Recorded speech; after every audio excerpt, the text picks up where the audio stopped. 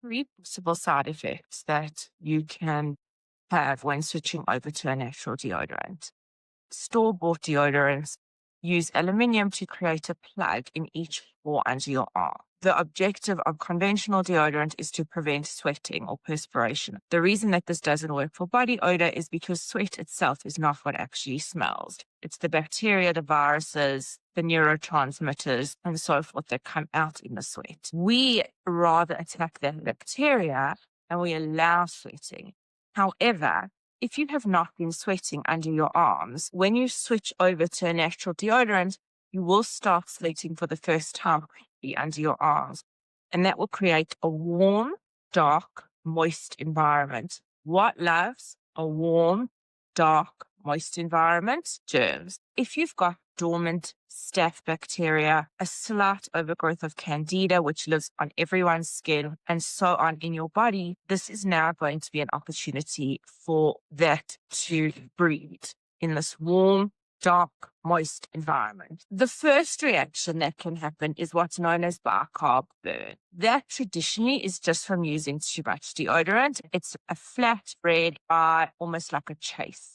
That can be remedied almost immediately with our PIT SOS, giving your underarms a little bit of a break and just tempering how much deodorant you use in the future. The second equally innocuous reaction is your underarms going brown. This generally is from a change in the pH and all of those bacteria and viruses and so forth that generally live and can only be expelled through your gut microbiome are now having an opportunity to come out under your arms. We generally find that that will correct itself over time, and you can speed up that process by applying a thick layer of castor oil under your arms at night, exfoliating, or creating a turmeric mask for your underarms, which is on our urgent page. The third, more severe side effect can be if you do have dormant staph bacteria living in your body, and it then starts to germinate and overgrow under your arms.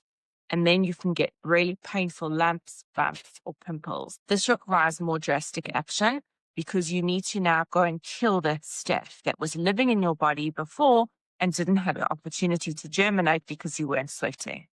That would generally require oral antibiotics, oral cortisone, an antifungal, an anti-inflammatory, and medical intervention. This does not mean that you can't continue using our deodorant, but you will need to pause for a period of time, and you will need to make sure that that staph bacteria is no longer sitting on your razors that you use to shave under your arms and the top of the deodorant. The final condition, which is not caused by our deodorant, but can be triggered or revealed by the process of switching to a natural deodorant, starting to sweat, having the staph manifest, germinate, and creating infection, is something known as hidradenitis suppurativa.